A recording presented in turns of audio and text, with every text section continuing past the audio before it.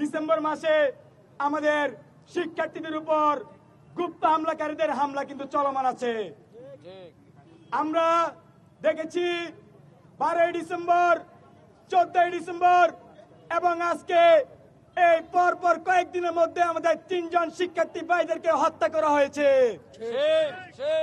বিগত 12 এবং 14 ডিসেম্বরে যাদেরকে হত্যা করা হয়েছে তারা কিন্তু আমাদের এই অভ্যুত্থানের শক্তি, এই অভ্যুত্থানের লড়াকু সৈনিক ছিল বন্ধুগণ।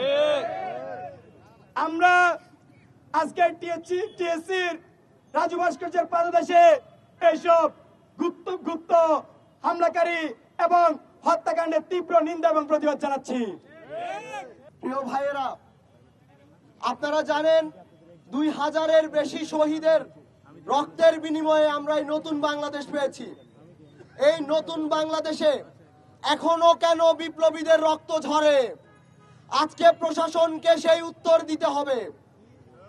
তারা আজকে যে সিহান সীমান্তদেরকে শহীদ হতে হয়, সিহান সীমান্তদের পরিচয় এটা নয় তারা প্রাইভেট বিশ্ববিদ্যালয়ের শিক্ষার্থী। তাদের সবচেয়ে বড় পরিচয় তারা বিপ্লবী, তারা আমাদের সহযোদ্ধা।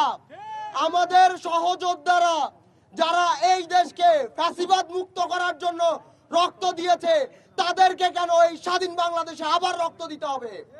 প্রশাসনকে এটি স্পষ্ট করতে হবে। আমাদের যারা শহীদ, আমাদের যারা বিপ্লবী, সেই বিপ্লবীদের এই সরকার কি নিরাপত্তা দিতে পারবে কিনা?